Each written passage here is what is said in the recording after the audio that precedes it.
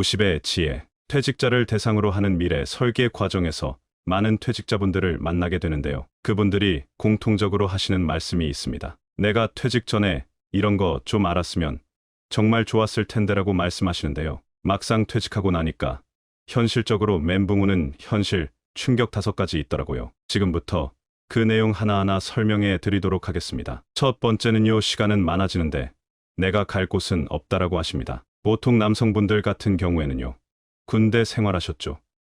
직장 생활하셨죠. 이렇게 인생 살아오면서 큰 틀에서 짜여져 있는 시간을 보낸 경우가 대부분이시죠. 근데 막상 퇴직을 하고 나면요, 이렇게 여유 있는 시간을 바라셨을 텐데 막상 이렇게 자유 시간이 많이 주어지게 되면요, 내가 뭘 해야 될지 모르겠다라고 막막해 하십니다. 그래서 제가 퇴직 이후에 하루 시간을 어떻게 보내실지 한번 적어보세요라는 미션을 드려요. 그러면 아침에 또 일찍 일어나시잖아요. 그리고 운동하시고 그 다음에 책도 읽으시고 취미 생활하시고 등산 다녀오시는데 막상 이런 거 다 하고 나도 한 3시 정도만 되면 내가 할 수 있는 일이 다 끝난다는 거예요. 그러고 나면 이후의 시간을 어떻게 보내야 될지 정말 막막하다라고 말씀을 하시거든요. 그래서 아침에 일어나며 내가 갈 곳이 없다.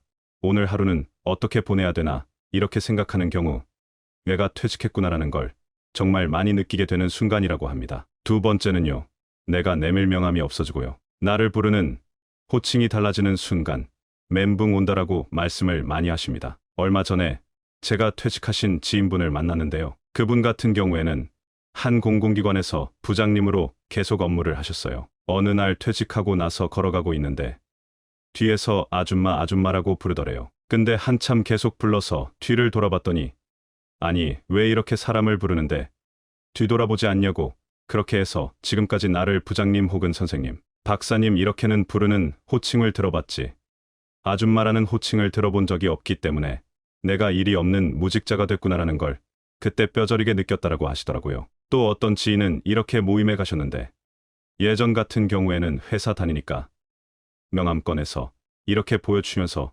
누구누구입니다라고 자기소개를 할 수 있었는데 지금은 퇴직하고 나서 에밀 명함이 없었다는 거죠. 그래서 원래 갖고 계시던 명함, 예전에 썼던 명함에 화이트로 이렇게 딱 칠하고 거기 사무실 전화번호 있으니까요. 그래서 핸드폰 번호를 적어서 딱 이렇게 내밀었는데 너무너무 그 모습이 처량하게 느껴지시고요. 이제는 내가 일이 없는 무직자가 됐구나라는 것들을 그때 또 느끼게 되셨다고 합니다. 어떠세요?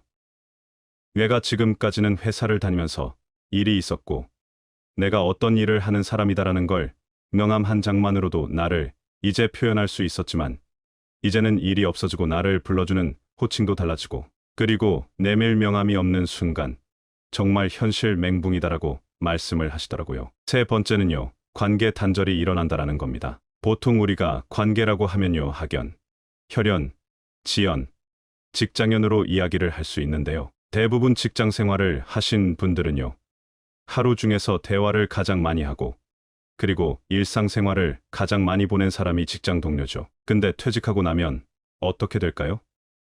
이 직장 동료와의 관계가 단절이 됩니다. 그러다 보니까 내가 막상 누군가 대화할 대상이 없어진 거죠. 그래서 퇴직하고 나서 전 직장 동료들한테 몇 번 연락을 하기도 하는데요. 그 사람들이 또 일하는 시간이다 보니까 눈치 보이기도 하고 핸드폰에 저장되어 있는 사람들은 많은데 막상 내가 전화 걸 사람이 없다라고 이야기하셔서요, 관계 단절을 정말 절실하게 느낀다라고 하시고 이후에는 참 외롭다라는 말씀도 많이 하시더라고요. 특히 여성분들 같은 경우에는요, 이미 직장 생활을 하신 분들이더라도 지역 공동체 안에서 관계 형성이 어느 정도는 되어 있으시고요. 새로운 사람을 만나는 게 그닥 어렵진 않으세요. 근데 남성분들 같은 경우에는요, 내가 이 나이에 누군가를 새롭게 만난다, 그런 기회도 많지 않고요. 또 그렇게 하기도 쉽지 않다라고 말씀하십니다. 지금까지 있던 관계가 많이 축소가 되다 보니까 새로운 사람을 만나지 않으면 어떻게 될까요? 점점점 관계 형성을 하는 사람들이 줄어들게 되겠죠. 이런 부분들이 어렵다라고 말씀을 하십니다. 네 번째 달라지는 현실 멘붕은요, 바로 대출이 제한된다라는 겁니다. 사실 직장 생활할 때는 재직증명서 하나로 대출, 신용대출 잘 됐었잖아요. 근데 얼마 전에 지인이 회사 다닐 때 신용대출을 받은 적이 있었는데 대출을 연장해야 하는 시간이 왔다라는 거예요. 당연히 대출이 연장될 줄 알았는데 이제 은행에서 급하게 연락이 왔다라고 합니다. 아니, 퇴직하셨군요. 그러면 이거 대출 연장 안 된다라는 통보를 받게 됐고요. 그래서 그러면 이 대출 갚으면 다른 대출할 수 있는 거 없냐라고 했더니 전혀 없다라고 이야기하면서 대출 빨리 상환해야 된다라고 이제 통보가 왔다는 거죠. 그리고 예전에 우리가 보통 이렇게 거래, 실적 가지고 마이너스 통장 쉽게 만들 수 있었잖아요. 근데 퇴직하고 나서는 이 마이너스 통장 하나 만드는 것도 엄청 어려워서 은행의 문턱이 이렇게 높은 줄 이제 실감했다라고 하시는 분들이 너무너무 많으셨습니다. 마지막 5번째는요. 배우자와의 관계입니다. 퇴직 전에도 배우자와의 관계 그닥 나쁘지 않았는데 이게 왜 문제가 될까라고 생각하시는 분들도 많으신데요. 보통 우리가 예전에는 60년, 70년 이렇게 평균 수명이 있었죠. 또 과거에는 자녀, 출산도 많이 하셨잖아요. 그래서 온전히 부부 두 사람만 함께 보내는 시간은 1.4년 정도로 길지 않았습니다. 근데 지금은 100세 시대입니다. 자녀 출산도 많이 하지 않죠. 그래서 부부 두 사람만 온전히 함께하는 시간이 굉장히 길어졌다는 거죠. 그래서 과거에 비해서 20배나 증가해서 19.4년을 평균 함께하는 시간이라고 합니다. 직장 생활을 하지 않은 배우자 같은 경우에는 아침 시간부터 저녁 시간까지 내가 어떻게 시간을 보낼지 본인 스스로가 설계를 해서 라이프 스타일이 이미 만들어져 있을 텐데 퇴직을 한 남편이 이제 집에 들어오면서 함께 보내는 시간이 많아지게 되면요.